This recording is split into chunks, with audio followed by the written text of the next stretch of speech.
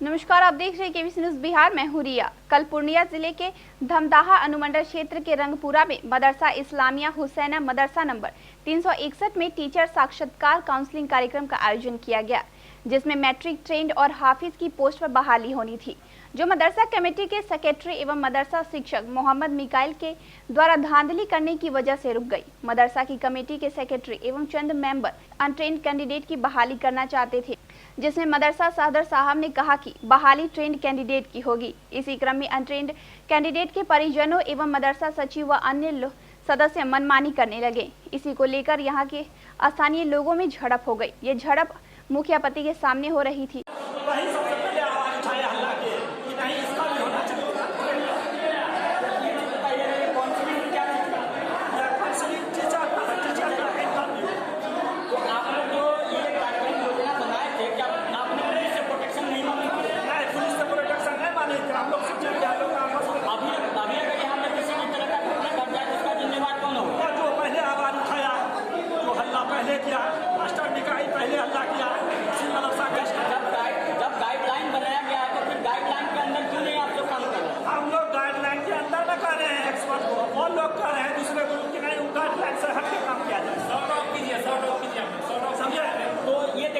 एक तो कोरोना काल का भी आप लोग कोई गाइडलाइन नहीं मान रहे हैं कि कोरोना अभी कोई सब बोले हुआ है।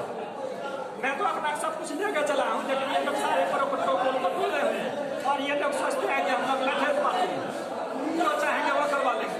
यही बात मैंने एक्सपर्ट महोदय से कहा कि एक्सपर्ट महोदय जो गाइडलाइन मदरसा बोर्ड से मिला है पटना से, उसके प्रकाश में आपको बहाल करनी है। उसी जगह से मामला हल्ला शुरू करने लगा।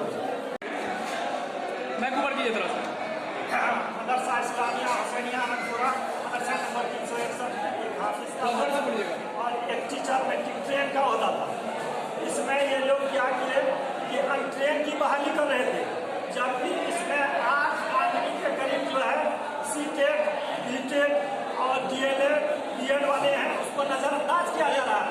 कुछ लोग यहाँ पकड़ने लोगों से मिलके धांधली कर रहे हैं। जो अनट्रेन उम्मीदवार है बिहारी है, उसको बाहर करना चाह रहे हैं और उसी मामले में जो कोर्ट का निर्देश है कि ट्रेन की ही इंटरव्यू होगी, उससे वो हटना चाह रहे हैं पटरी छोड़ के।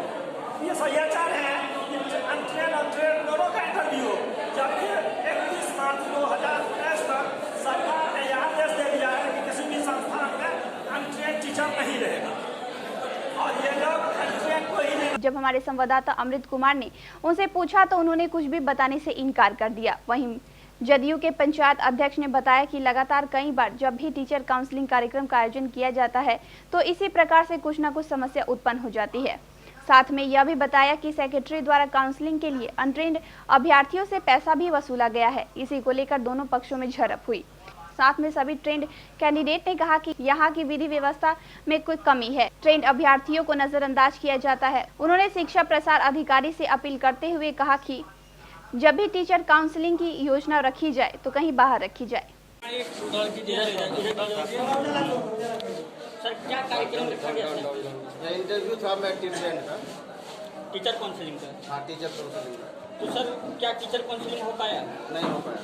सर, क्या कारण से नहीं हो पाया? इसमें इन लोगों का इश्तेहार दिया गया था, ट्रेंड और अनट्रेंड का जो बात सामने आई है, जिसके चलते नहीं हो पाया।